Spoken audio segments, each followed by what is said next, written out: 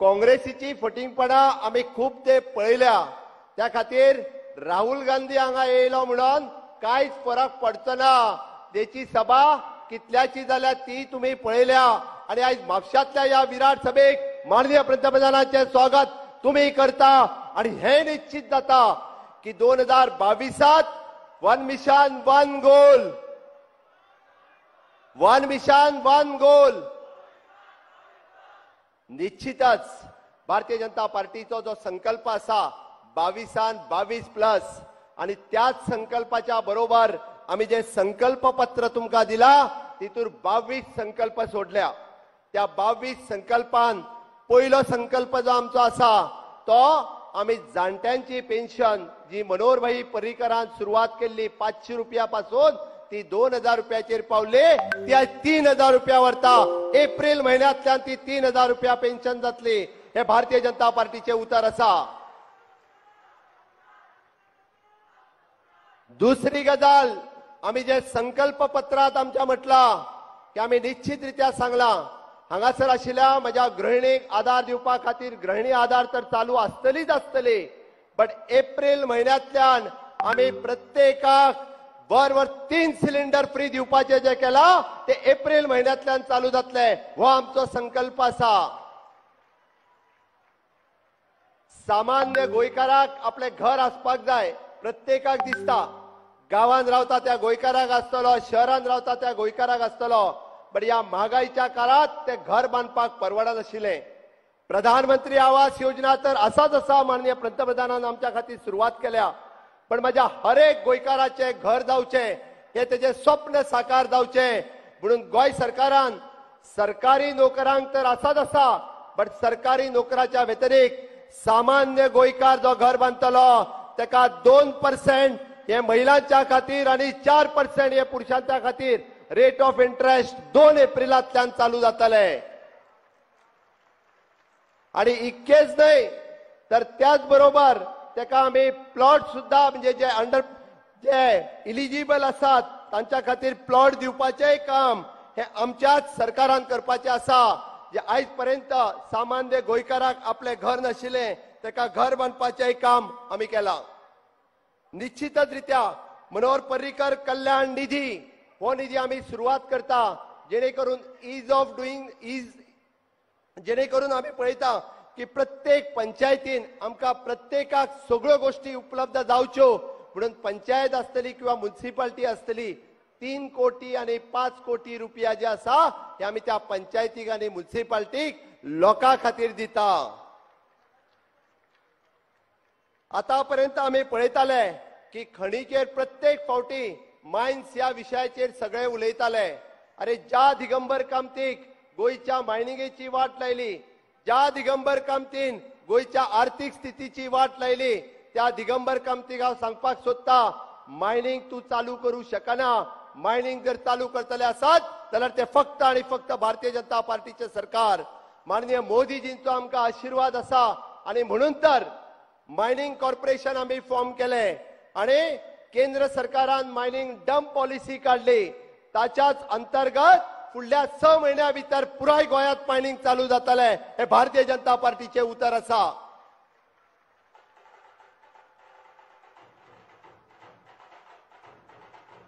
गोंय हे एक नावाजलेले पर्यटन स्थळ जावचे आणि ते फक्त येयल्लो पर्यटन आमचो बिचारूच उरचो न्ही तर येयल्लो पर्यटक आमच्या गावांनी वयचो। इंटरलँड पर्यटन हे डेव्हलप जावचे म्हणून तर स्पिरिच्युअल पर्यटन आसतले, मेडिकल पर्यटन आसतले आणि गावागावातलो जो आमचो गोंयकार या पर्यटना खातीर आपल्याक ज्यो सुविधा उपलब्ध जाय तेका 5 लाख रुपयापर्यंतचे कर्ज दिवन सगळ्या पर्यटकांक पुराय गोंय दाखोवचे हाच्या खातीर वैशिष्ट्यपूर्ण अशी गोंयची पर्यटक योजना जी आसा ही आम्ही गोंयकारा खातीर जाहीर केल्या। हे तितकेच महत्वाचे असा। आम्ही हे सगळे सांगता असताना गोंयांत आंतरराष्ट्रीय दर्जाचे फुटबॉल मैदान जावचे, कारण गोंय म्हणजे फुटबॉल हो गोंयकारा खातीर प्रिय असा। गोंयांत आंतरराष्ट्रीय तरेचे फुटबॉल मैदान जावचे आणि फुटबॉल कोचिंग सेंटरय जावचे हो भारतीय जनता पार्टीचो संकल्प आसतलो आणि फुडल्या वर्षापर्यंत तो आम्ही पुरायूय बी करतले। आणि हे सगळे करता असताना एड्युकेशन क्षेत्रातूय बी गोंय फाटी उरचे ना। अत्याधुनिक आम्ही संशोधन केंद्र हे गोयात जावचे. आज IIT आसा, आज NIT आसा, नॅशनल सायन्स फॉरेन्सिक युनिव्हर्सिटी आसा आणि त्याच बरोबर इंटरनॅशनल स्कूल ऑफ लॉ हे आसा. हाच्या बरोबर आम्ही पळयता की गोयात अत्याधुनिक संशोधन केंद्र जावपा खातीर केंद्राच्या सहकार्यात ते जातले आणि खऱ्या अर्थात गोय स्वयंपूर्ण जावपा खातीर म्हणजे पंतप्रधान नरेंद्र मोदीजींचे विजन आम्ही म्हणटा की नव भारत निर्माण करप, आत्मनिर्भर भारत निर्माण करप, स्किल इंडिया आसतले, मेक इन इंडिया आसतले, फिट इंडिया आसतले, क्लीन इंडिया आसतले, प्रधानमंत्री कौशल्य योजना आसतल्यो.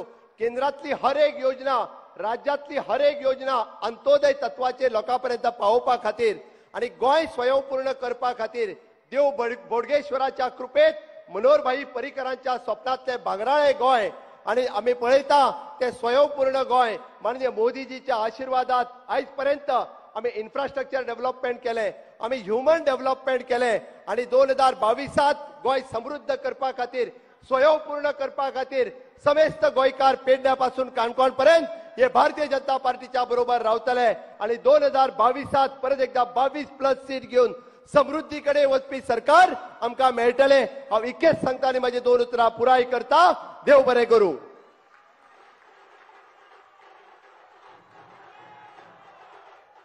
देव बरें करूं. दोतोर प्रमोद सावंत ज्यांचे विचार आयकुपा खातीर आणि मार्गदर्शना खातीर आमी सगळे गोंयकार उत्सूक आसात.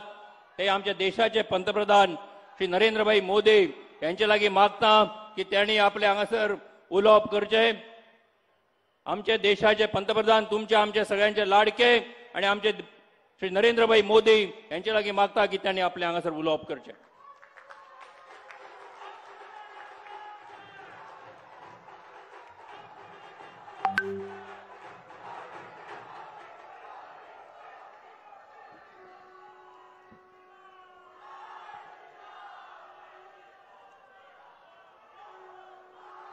नमस्कार. गोवा के भविष्य निर्माण के लिए चुनाव में दिन रात मेहनत कर रहे भारतीय जनता पार्टी के सभी कार्यकर्ता साथी और गोवा के प्रबुद्ध भाई और बहनों, उत्तर गोयंतला, मोगाळ, गोंयकारांक येवकार.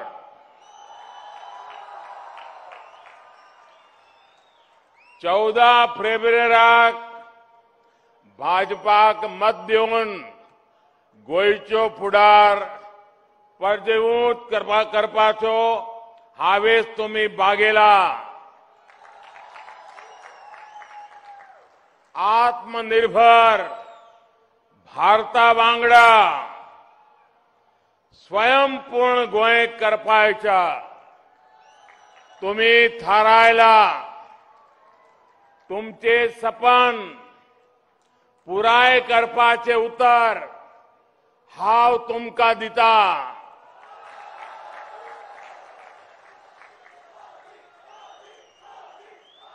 साथियों, ये भी मेरा सौभाग्य है कि यहां मंच पर आने से पहले मुझे मापुसा के संरक्षक अंगवाणी बोडगेश्वर जी के दर्शन करने का अवसर मिला. मैं देव बोडगर जी के प्रार्थना कर रहा हूं कि सभी के कल्याण में उनके आशीर्वाद बना रहे, यही कामना करता हूं. वाकई गोवा में आप सभी के बीच आकर मैं एक नई ऊर्जा से भर जाता हूं. यहां की हवाओं की बात ही कुछ ऐसी है.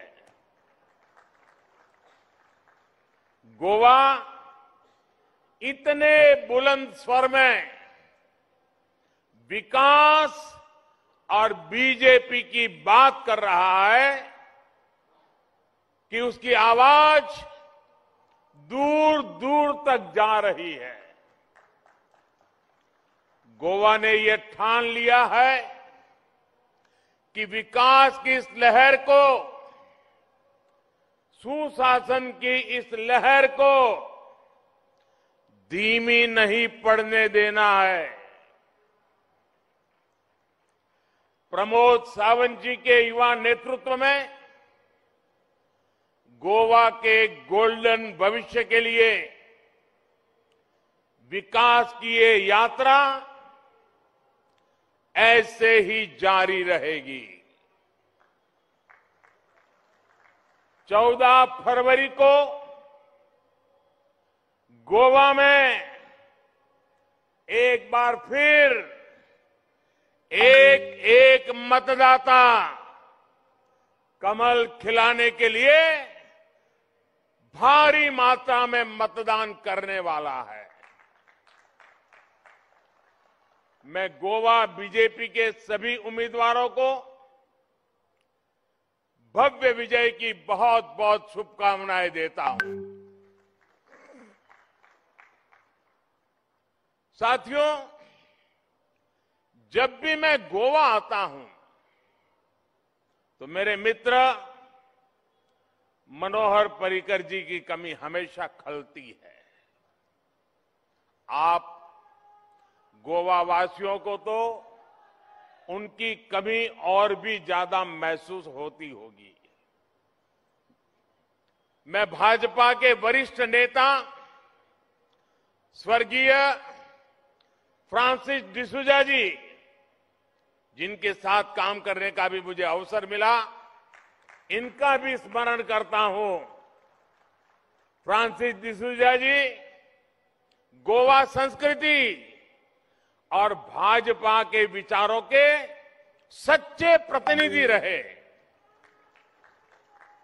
साथियों, देव बोडगेश्वर की मुझ पर असीम कृपा रही कि मेरे जीवन के महत्वपूर्ण पलों में गोवा की धरती को इतना निर्णायक बनाया। आज जो आप मुझे जिस रूप में देख रहे हैं ना,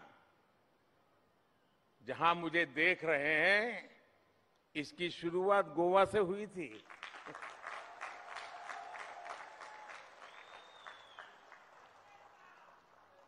जून 2013 में यहां भारतीय जनता पार्टी की कार्य समिति थी और जून 2013 में जब मैं गोवा की इसी धरती पर था तो भारतीय जनता पार्टी ने मुझे लोकसभा के चुनाव के लिए भाजपा की प्रचार समिति का प्रमुख घोषित किया था। फिर बाद में मुझे प्रधानमंत्री का उम्मीदवार भी घोषित किया गया था। गोवा की इसी धरती से निकली प्रेरणा थी कि यहां आप लोगों से बात करते हुए उस दिन हमारे पर्रिकर जी ने मेरी यहां एक सभा आयोजित की थी और उस सभा में मेरे मुंह से सहसा सहज रूप से एक शब्द निकला था। वो शब्द था कांग्रेस मुक्त भारत। ये शब्द गोवा की धरती से ही, यहां के पुण्यात्माओं के आशीर्वाद से सहसा मेरे मुंह से निकल गया था और हमने देखा आज ये शब्द देश के कोटि कोटि नागरिकों का संकल्प बन गया है। साथियों, गोवा की अपनी एक खास संस्कृति और पहचान है और गोवा सबको साथ लेकर भी चलता है। जिनको गोवा की संस्कृति की परवाह नहीं है, उन्होंने गोवा को अपने भ्रष्टाचार का, लूट तंत्र का एक बहुत बड़ा एटीएम बना करके रखा था। लेकिन भाजपा ने गोवा के लिए स्वयं पूर्ण गोवा का मंत्र दिया। भाजपा ने समग्र विकास की बात की, सबके लिए बराबर विकास की बात की, क्योंकि विकास को टुकड़ों में जाति, धर्म, मत, मजहब, भाषा, क्षेत्र के नाम पर बांटा नहीं जा सकता। अगर नॉर्थ गोवा का विकास होगा तो साउथ गोवा भी आगे बढ़ेगा। अगर साउथ गोवा में काम होगा तो नॉर्थ को भी उसका लाभ मिलेगा। और मुझे बताया गया कि आप जैसे यहां इकट्ठे हुए हैं, साउथ गोवा में भी वर्चुअली बहुत बड़ी मात्रा में अलग अलग स्थान पर लोग आज इकट्ठे होकर के इस कार्यक्रम में हमारे साथ जुड़े हैं। मैं साउथ गोवा के भाइयों बहनों को भी प्रणाम करता हूं। इसी तरह अगर जब हम गोवा के पर्यटन की संभावनाओं की बात करते हैं तो उसके लिए गोवा को हर क्षेत्र में विकास की जरूरत है। अगर यहां अच्छी सड़कें नहीं बनती, नई सुविधाएं नहीं बनती, तो पर्यटक यहां आना पसंद करते क्या? कोई टूरिस्ट आते क्या? यहां की हालत अगर खराब होती तो कोई आता क्या? इसलिए भाजपा सरकार ने इंफ्रास्ट्रक्चर के विकास का नया अभियान चलाया हुआ है। Goa state infrastructure development corporation के माध्यम से मार्सेल और पैडेने में बस डिपो बनाए गए हैं। 3000 करोड़ की लागत से मोपा इंटरनेशनल एयरपोर्ट का काम चल रहा है। देश और दुनिया के पर्यटक अब ज्यादा आसानी से गोवा आएंगे, यहां टूरिज्म को गति देंगे। साथ ही इससे गोवा में दूसरे उद्योगों में, व्यापार में निवेश के रास्ते भी खुलेंगे। गोवा में एक मल्टी मॉडल लॉजिस्टिक पार्क बनाने का काम भी तेज गति से चल रहा है। भाइयों और बहनों, जो काम भाजपा ने किए, जो काम भाजपा सरकार आज कर रही है, उसकी जरूरत गोवा को दशकों पहले से थी। आपको याद होगा, मांडवी नदी पर अटल सेतु का निर्माण हमारी ही सरकार ने पूरा किया। न्यू जुवारी ब्रिज का काम भी शुरू किया गया है। वेरना इंडस्ट्रियल एरिया में 4 लेन रास्ता बनाया गया है, जिससे पोंडा और मुरगांव का अंतर 12 किलोमीटर से कम हुआ है। इन सब कामों की मांग गोवा के लोग कितने लंबे अरसे से कर रहे थे। इसी तरह केंद्र में भी इसके पहले कितनी सरकारें आई भाई, लेकिन क्या किसी ने गोवा जैसे राज्य को उसका महत्व समझ करके गोवा भारत के लिए बहुत उपयोगी है, भारत को आगे बढ़ाने में गोवा काम आ सकता है, अगर भारत में टूरिज्म बढ़ाना है तो गोवा से बढ़ सकता है, लेकिन ये बातें पहले की सरकार के दिमाग में कभी आई ही नहीं।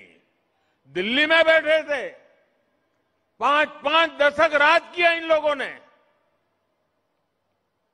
तब जो दिल्ली की कुर्सी पर थे उन्हें गोवा की याद आती थी, लेकिन कब आती थी? वो गोवा कब याद करते थे? जब उनको सैर सपाटे के लिए यहां चक्कर काटने आता था, तब उनको गोवा याद आती थी। लेकिन आज हमारी सरकार सागरमाला जैसे बड़े प्रोजेक्ट्स लेकर आई है। इस योजना के माध्यम से गोवा में लगभग 5,000 करोड़ रुपए का निवेश किया जा रहा है। 5,000 करोड़ रुपीस। हमने इस तरह की नीतियां भी बनाई जिनसे गोवा को लाभ हो। इंटरनेशनल पर्यटकों के लिए वीजा ऑन अराइवल, ये भी इसी का एक महत्वपूर्ण उदाहरण है। गोवा के पर्यावरण के लिए, यहां की आबोहवा के लिए केंद्र ने गोवा में 100 से अधिक इंटरसिटी इलेक्ट्रिक बसों को मंजूरी दी है। ये भी टूरिज्म को अनुकूल व्यवस्था है। ऐसी ही कितनी ही परियोजनाएं हैं जिनसे गोवा अब गोल्डन गोवा बनने की दिशा में अग्रसर है। साथियों, गोवा के विकास के लिए भाजपा ने जो किया है उसका एक उत्तम उदाहरण यहां आने वाले पर्यटकों की संख्या है, टूरिस्टों की संख्या है। पहले गोवा में केवल सीजनल पर्यटन ही ज्यादा होता था, लेकिन भाजपा सरकार ने टूरिज्म को प्रमोट किया, पर्यटन को प्रमोट किया, सुविधाएं बढ़ाई और अब पूरे साल 365 दिन यहां पर्यटक आते हैं। 2011 में जब यहां कांग्रेस की सरकार थी, तब पूरे साल में करीब 25 लाख पर्यटक आते थे। 25 लाख। लेकिन 2019 आते आते ये संख्या 80 लाख से भी ऊपर पहुंच गई है। साथियों, जब हम टूरिज्म पर ध्यान देते हैं, इंफ्रास्ट्रक्चर का निर्माण करते हैं, तो उसका लाभ गोवा वासियों को तो जरूर मिलता है। यहां टूरिस्ट भी आते हैं और गोवा के लोगों को आर्थिक लाभ भी होता है। यहां के नौजवानों के लिए रोजगार के नए अवसर भी पैदा होते हैं। साथियों, जब तटीय विकास को प्राथमिकता मिलती है तो बारदेज तालुका को भी इसका फायदा मिलना तय है। ये बहुत दुख की बात है कि आज तक कांग्रेस ने कभी बारदेज तालुका के बारे में कोई चिंता ही नहीं की। हम सब जानते हैं कि ये तालुका उनकी प्राथमिकता में कभी नहीं रहा। भाजपा के साथ बारदेज की आकांक्षाओं को हमेशा बल मिलेगा। यहां के लोगों की आशाओं को पूरा करने का हम हर संभव प्रयास कर रहे हैं और करते रहेंगे। और साथियों, मैं एक बात और कहूंगा। पिछले 2 सालों में दुनिया में, यानी पिछले 100 साल में जो नहीं आई, ऐसी वैश्विक महामारी, इतनी बड़ी महामारी गत 2 वर्षों से हमें सब मानव जात को पूरे विश्व में जकड़ लिया है। और उसके बाद पर्यटन इंडस्ट्री को कितना बड़ा धक्का लगा। आप सोचिए, अगर ऐसे समय, ऐसे संकट के समय पिछली सरकारों की तरह अगर कामकाज चला रहा होता तो क्या होता?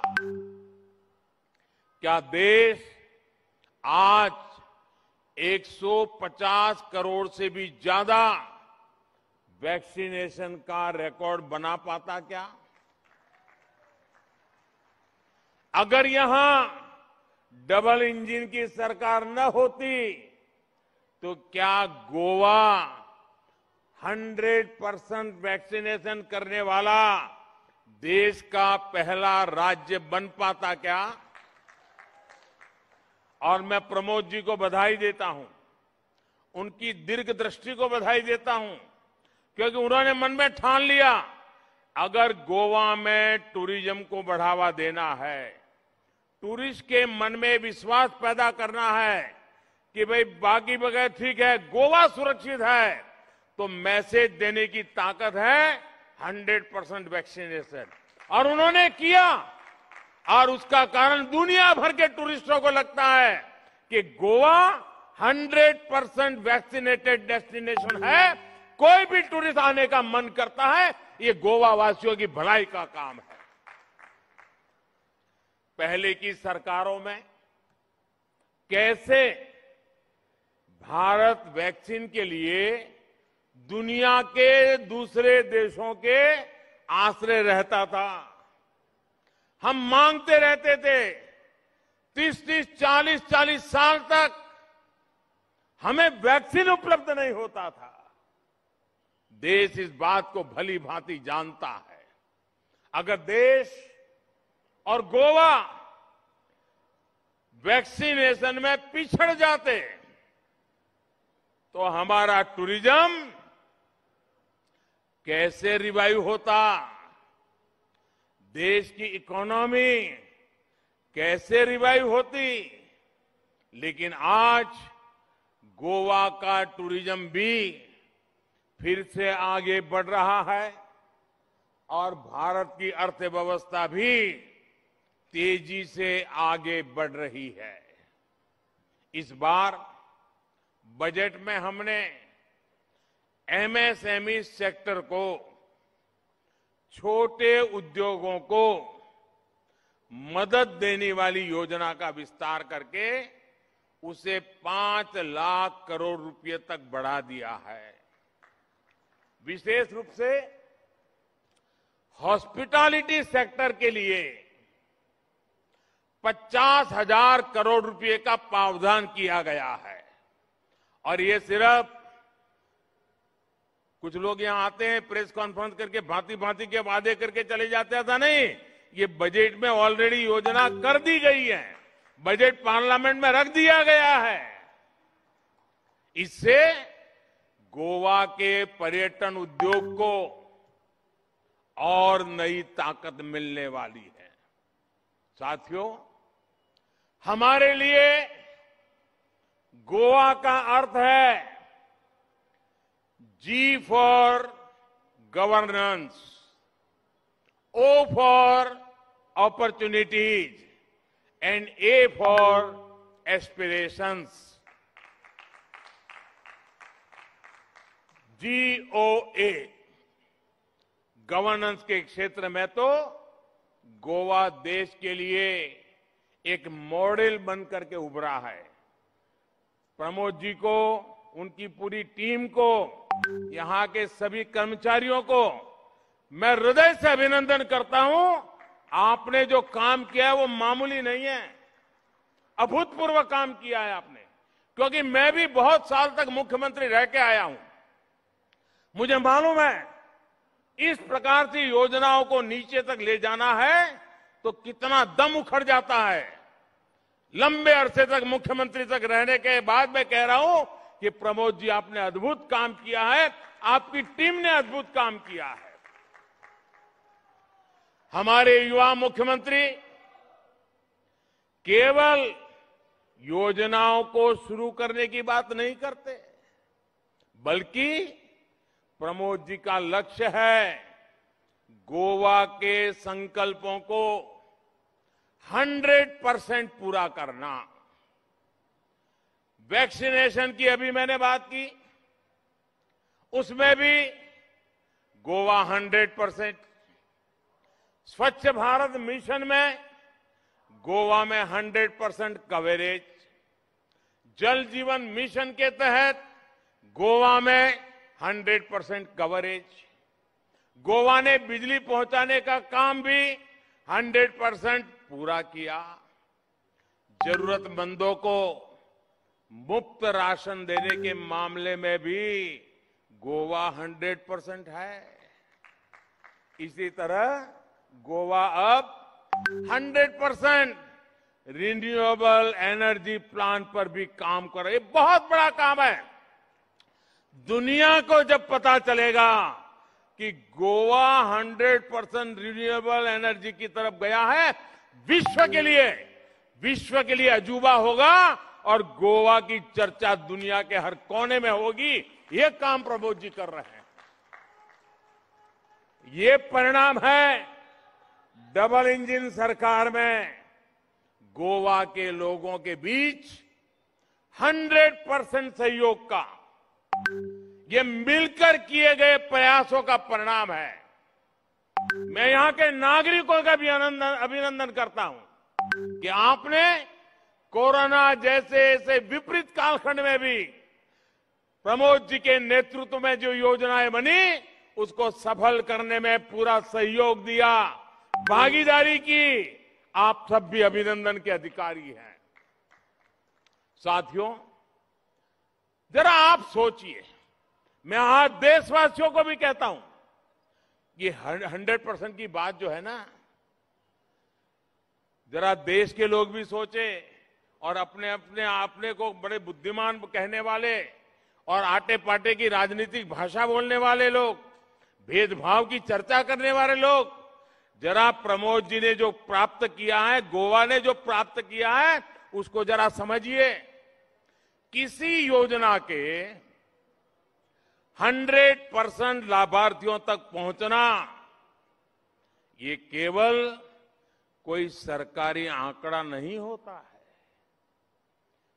ये 100% पहुंचने का मतलब होता है ये भाजपा के सिद्धांतों का, उसकी कार्यशैली का एक जीता जागता उदाहरण है। 100% लाभार्थियों तक पहुंचने का मतलब होता है किसी से भेदभाव की सारी गुंजाइश को खत्म करना। 100% का मतलब यही होता है। 100% लाभार्थियों तक पहुंचने का मतलब होता है तुष्टीकरण की सारी संभावनाओं को खत्म करना। 100% लाभार्थियों तक पहुंचने का मतलब होता है कि उसे मिलेगा, उसे नहीं मिलेगा, इस स्वार्थ भरी राजनीति की भी समाप्ति। 100% लाभार्थियों तक पहुंचने का मतलब होता है समाज की आखिरी पंक्ति में खड़े आखिरी व्यक्ति तक पहुंचने का लक्ष्य। 100% लाभार्थियों तक पहुंचने का मतलब होता है कि धर्म, जाति के आधार पर योजनाओं को बांटने की संभावना ही खत्म हो जाती है। 100% लाभार्थियों तक पहुंचने का मतलब होता है गरीब कल्याण के लाभ की योजनाओं से कोई छूट न जाए। यही तो है सबका साथ सबका विकास। आजादी के बाद जो राजनीतिक दल दशकों तक सत्ता में रहे, उन्होंने लोगों को इस बात पर बांटा कि कुछ को ये मिलेगा, कुछ को नहीं मिलेगा। यहां से बूथ में से मुझे वोट मिले थे तो मिलेगा, वहां बूथ में से वोट नहीं मिले थे तो उनको लटका के रखेंगे। 100% जब होता है ना तो ये सारी बीमारियों से मुक्ति मिल जाती है। मेरा तराया तेरा कोई भेदभाव नहीं रहता है। और गोवा ही है जो देश को भेदभाव से मुक्ति का संदेश देने की ताकत रखता है। मूलभूत सुविधाओं को लेकर भी उनका यही रवैया रहा। योजनाओं का लाभ 100% लोगों तक पहुंचाना उनकी ऐसी ही बांटने वाली नीतियों का जवाब है। इसलिए मैंने लाल किले से मूलभूत सुविधाओं की योजनाओं के सैचुरेशन की बात कही थी। 100% लाभार्थियों तक पहुंचने, 100% कवरेज की बात कही थी। जब सरकारी मशीनरी इस नियत से काम करे कि उसे 100% पात्र व्यक्तियों तक लाभ पहुंचाना तो फिर पक्षपात, भेदभाव, मेरा पराया कुछ भी टिक नहीं पाता। जब हम 100% का लक्ष्य लेकर चलते हैं तो शोषित, पीड़ित, वंचित, दलित, आदिवासी, गरीब, ना किसी धर्म का कोई व्यक्ति छूटता है, न किसी समाज का। इसलिए हमारा ये 100% सेवा अभियान सोशल जस्टिस, सामाजिक न्याय का भी एक बहुत बड़ा माध्यम है, बहुत बड़ा प्रमाण है। और सामाजिक न्याय के प्रति हमारी प्रतिबद्धता, हमारा कमिटमेंट, इसका ये जीता जागता उदाहरण है। और मैं 2 कदम आगे जाकर के कहना चाहूंगा कि 100% का मतलब ही होता है कि ये सच्चे अर्थ में सच्चा सेक्युलरिज्म है। यही सच्चा सेक्युलरिज्म है, 100%। इससे बड़ा सेक्युलरिज्म क्या हो सकता है। आज देश में गोवा की पहचान बन गई है कि गोवा किसी काम को आधा अधूरा नहीं छोड़ता। ऐसा ही है ना, गोवा का आधा अधूरा कुछ छोड़ते नहीं है ना। गहरे समंदर के किनारे रहने वाले गोवा के लोगों की पॉलिटिकल समझ भी उतनी ही गहरी है। लेकिन दुर्भाग्य से कांग्रेस कभी गोवा के पॉलिटिकल कल्चर, गोवा की आशाओं, गोवा की आकांक्षाओं, गोवा के नौजवानों के सपनों को कभी समझ ही नहीं पाई। कांग्रेस का जो इतिहास रहा है, गोवा के लोगों के जो दुश्मनी का भाव गोवा के लिए उन्होंने रखा है, वो आज की युवा पीढ़ी को जानना बहुत जरूरी है। साथियों, बहुत सी बातें हैं जो इतिहास में दबोच करके रख दी गई है, दबा दी गई है। सत्य आप तक पहुंचे नहीं, इसके लिए बहुत खेल खेले गए हैं। 5-5, 6-6 दशक से ये हुआ है। आपको देखा होगा, अभी 2-3 दिन पहले मैंने संसद में, पार्लियामेंट में गोवा का जिक्र किया था। कैसे कांग्रेस ने गोवा मुक्ति संग्राम को तबाह करने का काम किया था। मैंने इसके बारे में पूरे देश को सच्चाइयां बताई थी। बहुत से लोग इस बारे में जानते ही नहीं है कि गोवा भारत की आजादी के भी 1.5 दशक बाद आजाद हुआ था। 15 साल ज्यादा गुलाम रहने के लिए मजबूर किया गया था। भारत के पास फौज थी, सेना थी, हमारी मजबूत नेवी थी। कुछ घंटे में जो काम हो सकता था वो कांग्रेस ने 15 साल तक नहीं किया। गोवा के लोग अपनी मुक्ति के लिए संघर्ष करते रहे, सत्याग्रही गोलियां खाते रहे, अत्याचार सहते रहे, लेकिन कांग्रेस की सरकार ने उनकी मदद नहीं की।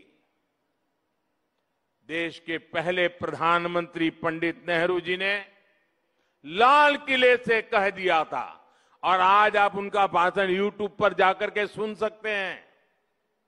लाल किले से कह दिया था कि गोवा की मुक्ति के लिए संघर्ष कर रहे सत्याग्रहों की मदद के लिए वो फौज नहीं भेजेंगे। मतलब तुम जानो तुम्हारा काम जाने, मरना है तो मरो, जीना है तो जीनो, ये तरीका। गोवा को लेकर कांग्रेस की यही सोच पहले भी थी और आज भी है। यही कांग्रेस आज आपसे वोट मांग रही है। कांग्रेस हमेशा राज्य को अस्थिरता के रास्ते पर धकेलती आई है। कांग्रेस का जब मन चाहा यहां की सरकारों को अस्थिर कर दिया। इसलिए आज एक तरफ विकासवादी भाजपा है तो दूसरी तरफ अस्थिरतावादी कांग्रेस है। आज एक तरफ प्रमोद सावंत जैसे युवा और ईमानदार नेता है, और जो खुद को मुख्यमंत्री नहीं कहते, वो हमेशा कहते हैं मैं तो मुख्य मित्र हूं। अपने आप को मुख्यमंत्री नहीं, मुख्य मित्र के रूप में ही वो पहचान कराते हैं और उस प्रकार का जीवन भी जीते हैं। दूसरी ओर वो चेहरे हैं जिनका भ्रष्टाचार का पुराना ट्रैक रिकॉर्ड गोवा का बच्चा बच्चा जानता है। इसलिए गोवा की चॉइस बिल्कुल साफ है। गोवा भाजपा के साथ है। साथियों, गोवा के लोग इन दिनों कुछ नए चेहरों को भी देखकर हैरान है। वो देख रहे हैं कि कुछ राजनीतिक दल गोवा को अपनी व्यक्तिगत और सियासी महत्वाकांक्षाओं का लॉन्च पैड मान रहे हैं। ऐसे दलों को गोवा के लोगों की भावनाओं का अता पता ही नहीं है। गोवा के लोग ऐसी सरकार चाहते हैं जो गोवा वासियों के लिए, गोवांकर के लिए जीने वाली, जूझने वाली, काम करने वाली सरकार हो। ऐसी सरकार जो लोगों का इस्तेमाल अपने स्वार्थों को पूरा करने के लिए करे, वो गोवा के लोग कभी भी उसे स्वीकार नहीं करते हैं। किसी के स्वार्थ की भरपाई के लिए गोवा की धरती नहीं काम आ सकती। भाइयों बहनों, इनके पास एजेंडा नहीं है, विजन नहीं है, इनके पास गोवा की समझ भी नहीं है। यहां आ तो गए, लेकिन इन दलों को समझ नहीं आ रहा है कि वो घोषणा क्या करे। इसलिए भाजपा के ही कामों को वायदों के नाम पर दोहराया जा रहा है। गोवा के लोग भी इनकी सच्चाई जान चुके हैं। गोवा के लोगों ने इन दलों से स्पष्ट कह दिया है कि आपकी हिंसा, आपके दंगे, आपकी गुंडागर्दी अपने तक रखिए।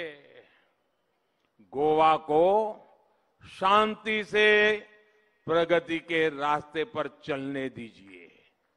साथियों, आखिर में एक और महत्वपूर्ण बात मैं कहना चाहता हूं। पिछले कुछ सालों में हमने देश में सरकार चलाने के कई मॉडल देखे हैं। हमने कांग्रेस की कार्य संस्कृति भी देखी है, हमने कम्युनिस्टों का खेल भी देखा है, हमने वंशवादी पार्टियां भी देखी है, हमने परिवारवादी पार्टियां भी देखी है, हमने जाति और समुदाय विशेष की पार्टियां भी देखी हैं, हमने व्यक्तिवादी पार्टियां भी अब देख रहे हैं, और हमने बीजेपी को भी देखा है, बीजेपी को परखा है। भाजपा की सबसे बड़ी ताकत भारतीय जनता पार्टी के कार्यकर्ता है। देश का कल्याण, देशवासियों का कल्याण भाजपा के मूल आदर्श है।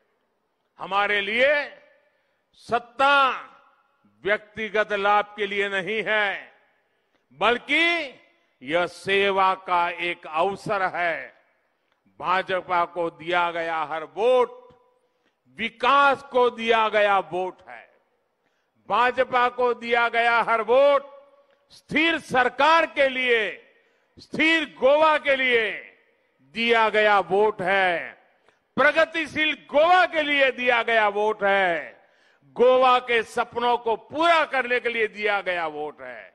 और जब आप विकास के लिए वोट देंगे तो आपके हर एक वोट से गोवा समृद्ध बनेगा, गोवा गोल्डन गोवा बनेगा। मेरा भाजपा के कार्यकर्ताओं से विशेष आग्रह है, आप लगातार कड़ी मेहनत करना जारी रखें। मैं जानता हूं कि आप लोग मेहनत करने में कोई कोर कसर नहीं छोड़ रहे हैं। आप कार्यकर्ताओं से ही मुझे भी प्रेरणा मिलती है। मैं आप सबको यह विश्वास दिलाता हूं कि आपकी यह मेहनत व्यर्थ नहीं जाएगी और गोवा जल्द ही जल्द गोल्डन गोवा बन के रहेगा। गोयचे फुडार तुमच्या हातात सुरक्षित रावतलो। भाजपाचेर तुम्ही विश्वास दवरला, असोच विश्वास याफुटे दवरतले आणि 14 फेब्रुवारीक तुमचे मोलादीक मत परतून भाजपाक दितले असो विश्वास हांव बागिता। देव बरे करे। बहुत बहुत धन्यवाद।